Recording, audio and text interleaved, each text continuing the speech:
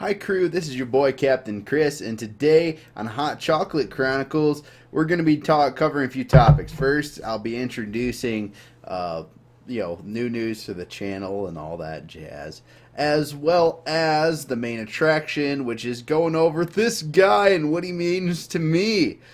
And then, on top of it, due to a request from my buddy Anthony, we'll be covering my own personal thoughts on the next Destiny expansion. I think it's like Hall of Wolves or whatever. HON is what's abbreviated.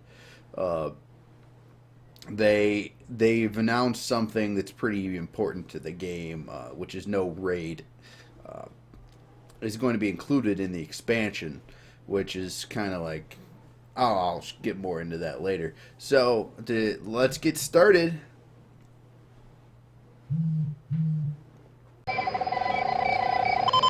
Locked on target. Oh man, that hot chocolate gets better every week. This time I heated it up a little bit more. All right, so let's get into the channel news. So as usual, just to give you guys a heads up, this is the show where we talk about life, the universe, and everything over the cup of hot chocolate. And no edits, no whatever, just the branding. And I do this in one take, and that's that. So we've got up to 29 subs and of the roughly like 1,200 views, which is ridiculous. And so that's 200 views in 1 week. So the channel's starting to take off, but I feel like I'm not converting many subs or viewers to subs, which is okay. I mean, that's how YouTube is. I don't mind as long as, people are enjoying my content and whatnot, whatever.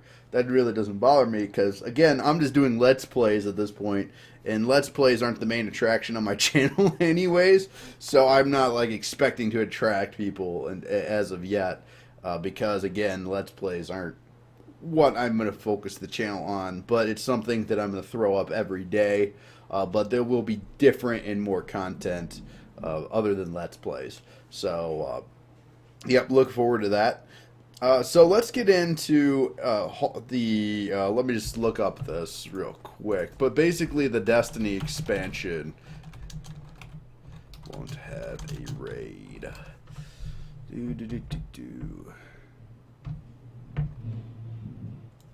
Destiny. It is House of Wolves. I thought that was so generic, like Games of Thrones thing, that they wouldn't appear in Destiny, but I guess Destiny is lost out on the creative department yet again. So, as a special shout out to you, my buddy Anthony, I'll just cover my thoughts here. So, I don't know. I mean, I've abandoned the game at this point. I think this is a logical decision for Bungie and the community, and I'll tell you why. Only, I think, 10% have completed raid content of any type, even Vault of Glass or anything else. So it makes sense to me as a player that, they spend time focusing on other things in the expansion pack than just raid content. But because the previous expansion was literally just raid, and that's it.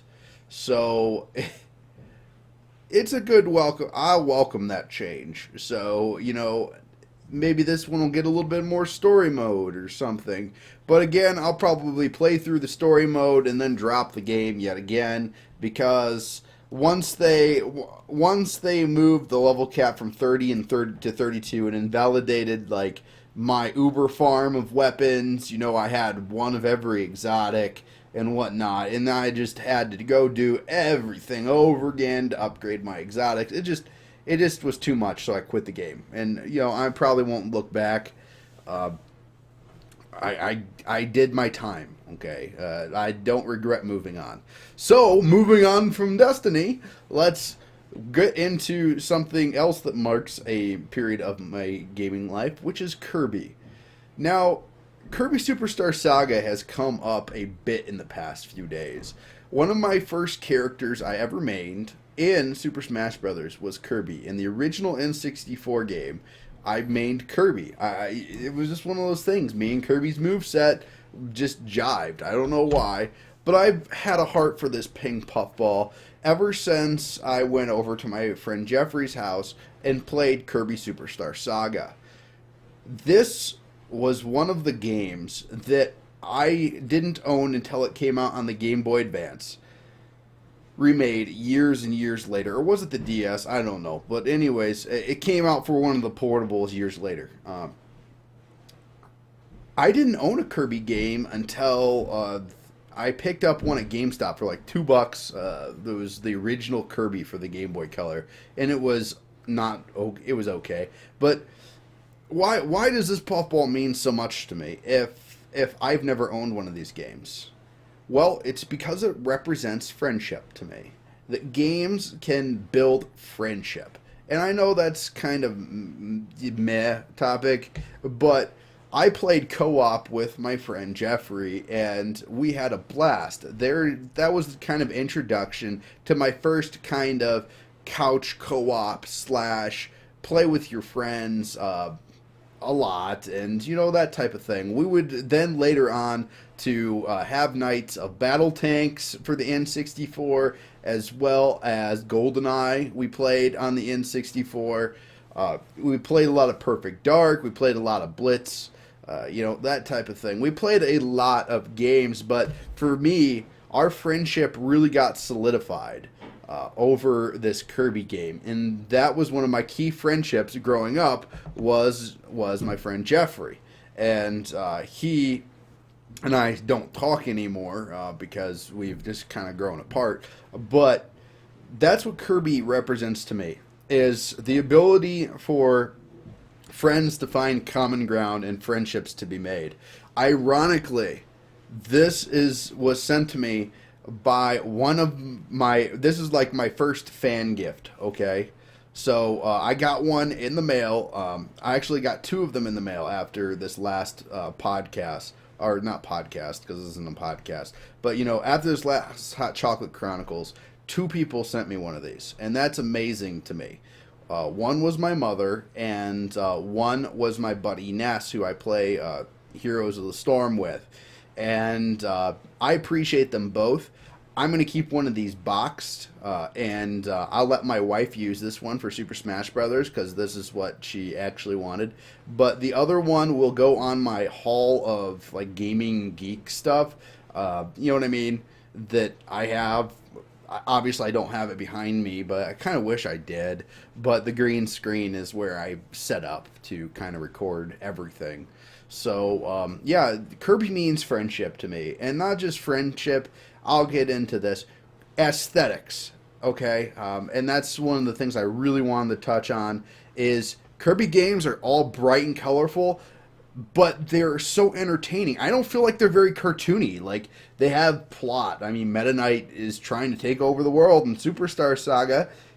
King Dedede is one of those villains where you just get to the end and, like, you fight him in a boxing ring.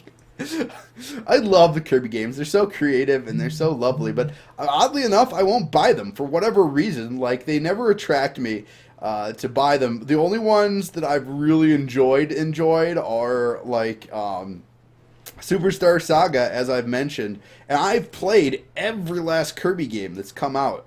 Besides Canvas Curse, that's the only one I've been missing out on, because I don't hold that as a true Kirby game, so I didn't pick it up. But literally, I've played every Kirby game, and I just haven't been as impressed with them as I was with Superstar Saga. And I don't understand, like, they're not like they're bad games, it's just Superstar Saga had some magic in it for whatever reason, and the rest of them just haven't lived up to it. Just like how Kirby 64 was inferior to the Superstar Saga. I'll probably get in trouble for that, but because that's an unpopular opinion. But just like Super Mario Land, Yoshi's Island was better on the SNES. Then when they made Yoshi's Island for the N64, it was okay, but not as good as it was for the SNES, put it that way.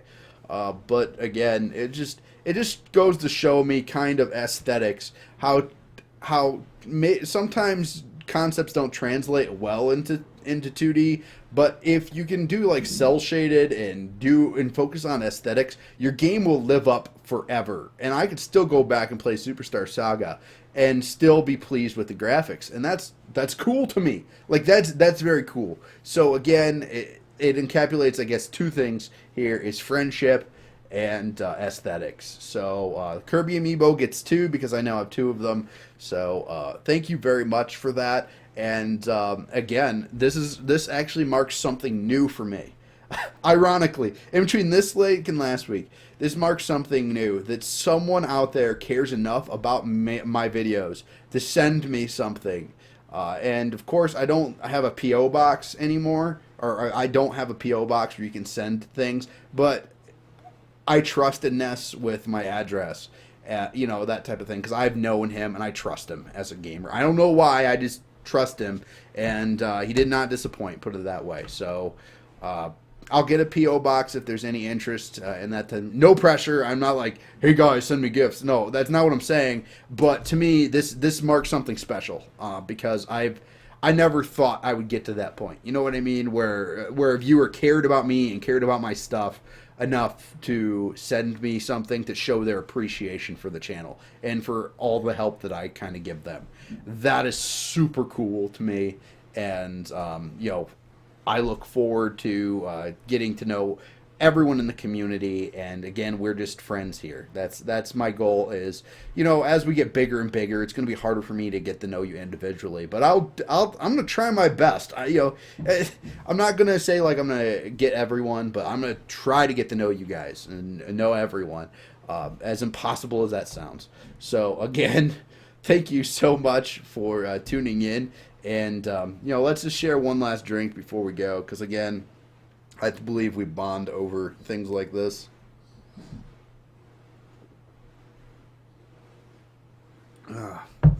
Thank you, guys. And, again, until we meet again, stay on target.